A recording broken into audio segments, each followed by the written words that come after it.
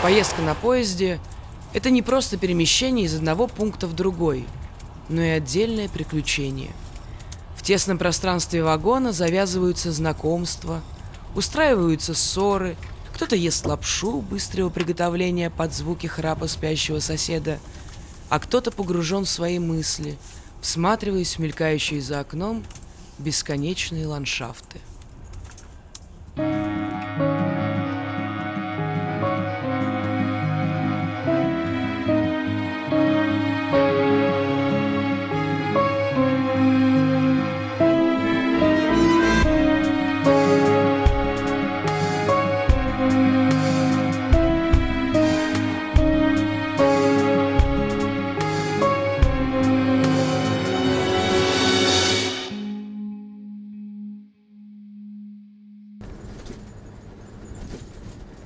Рядом с Барабинском находится город Куйбышев. Через Барабинск проходит Транссибирская магистраль, а Куйбышев находится в нескольких километрах от железной дороги. До начала 20 века Куйбышев, тогдашний Каинск, был процветающим купеческим городом. Местные купцы были богаты и уверены в своем деле. Но когда началось строительство железной дороги, а она должна была пройти через Каинск, они испугались того, что это им навредит, и откупились от строительства дороги. Дорогу построили несколько поодаль от Каинска, в теперешнем Барабинске, который разросся и обогатился за счет своего расположения, а Каинск обнищал. Для меня, на самом деле, его идеология очень интересна. Он заложил начало развитию не только Советского Союза. Даже после его разрушения все равно сейчас идет опора именно на его идеологию. То есть, как бы вы думаете, что до революции 17-го года у нас совершенно было темное государство? Ну, не то, что темное, но и не особо светлое. Революция всегда для кого-то, для чего-то нормальное явление, она всегда на что-то влияет. И неважно, положительная сторона, отрицательная, просто все равно на что-то да повлияет. Тело, конечно, стоит захоронить. Хватит на него смотреть людям. Просто это, я считаю, это неуважение.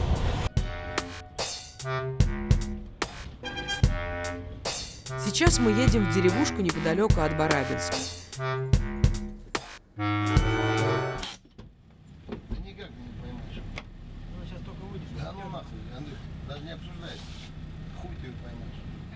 Внезапно остановив автомобиль, наши спутники решили изловить оказавшегося на пути барана.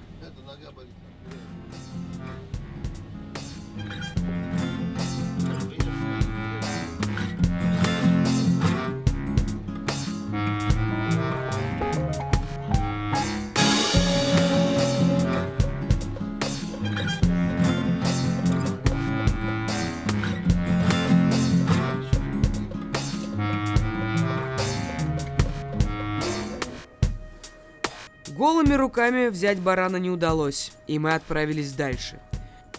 Один из наших спутников рассказал нам об особенностях местной жизни.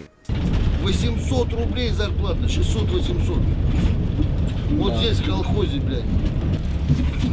Обалдеть не надо. Как так? Люди всю жизнь, сука, проработают на наше ебучее государство, нахуй. Пидорастическое.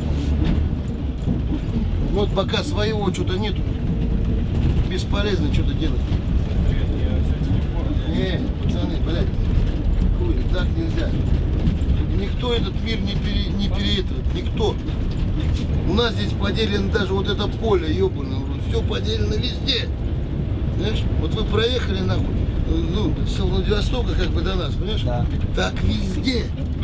Это красивая наша Россия, блядь.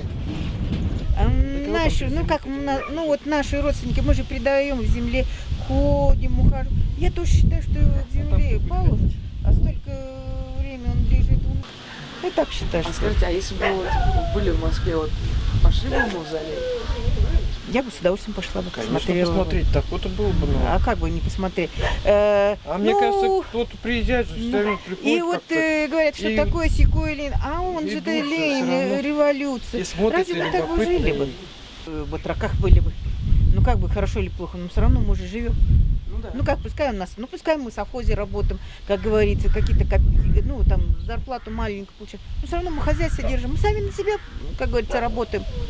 Если была бы такая возможность, вот что-то сказать Владимиру Ильичу, советом или послание, вы бы что сказали? Что бы сказать? Чтоб Пашу поднялся, маленько перетрес. Не дотрёс, да? Не, как вы думаете, лучше все-таки его захоронить или пусть Нет, существует пусть как он лучше музей? на обозрение зрителей. Ага. Да. Да? Да, конечно. Да? Я не знаю, как бабушка, а я, допустим, я против захоронения. Пусть он существует на земле. Ага, а вы были в Москве? Не, был, Ну, было только проездом. То есть Про- до мавзолея не добежали? Нет. Мимо А проезжали. Мы в Литву, в Латвию пошли бы на братскую могилу, на гребень. А там рос шиповник, вот такой букет. Здорово, я взял и сорвал. Как она подняла на меня, вы, говорит, Россию все испоганили. И до нас добрались. А она и действительно, вот там по берегу, я сегодня там проезжал, на мотоцикле ездил. Ой, что только там нет. Отдыхают и пластики. все валят. Все там. Засрали действительно всю Россию. Особенно этот берег вот тот. Ой. Озеро Чины – самое крупное соленое озеро в Западной Сибири. Местные жители говорят, что глина с этого озера обладает целебными свойствами и что ей нет аналогов в мире.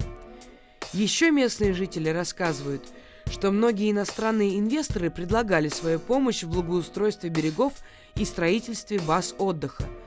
Но им было отказано по той причине, что помощь не нужна, и мы сами с усами.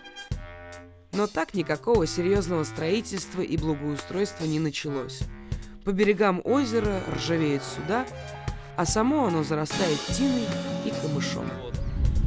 В нем идет рыбный промысел. Сейчас мы ждем, когда придет бригада и будет разгружать рыбу. Вот там под сеном, это лед. Под сеном лед. По-видимому, когда привезут рыбу, ее упакуют в этот лед, вот трактор стоит, ждет. По местным представлениям рыбаки получают здесь приличные деньги. За хороший улов каждый из рыбаков получает 1000 рублей в неделю. Но такие уловы случаются не всегда. Конечно, мы отправились познакомиться с рыбаками и спросили о Ленине и о том, как они здесь живут.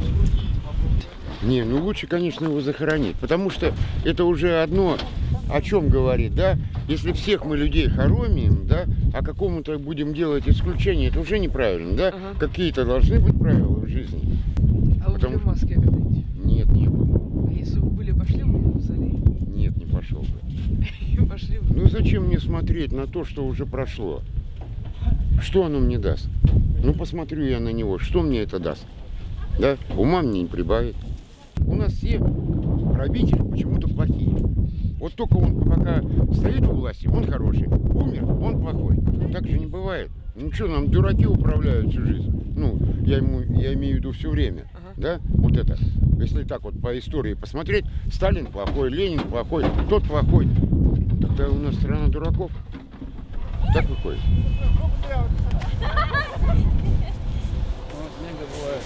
Все по старинке, мужики. У сотрудниц местного завода рыбопереработки мы тоже спросили про то, стоит ли захоронить тело Ленина. Нам что он есть, что его нет. Погоды от него никакой. Пасмурно. Хотя вообще, тело должно придать земле живое. Вот так вот почему-то сделали. Фетиш какой-то с него и все. Вроде как и развенчали его. Поэтому многие сейчас за то, чтобы похоронить его. Когда вот учились в школе, были октябрятами, пионерами. Конечно, все было, идеология вот эта вся была. А сейчас-то дети уже этого и не знают, и не слышат, и понятия, наверное, не имеют, кто такой Ленин вообще. Мы еще, вот, может быть, что-то еще, а уже куда дальше-то? Он уже для них, по-моему, ничего вообще не стоит, не значит. А если бы у вас была такая возможность что-то сказать Владимиру Ильичу или что-то посоветовать ему, или... Так сразу в лед не придумаешь. Может быть, и не надо было это все менять в то время. Кто знает, как было.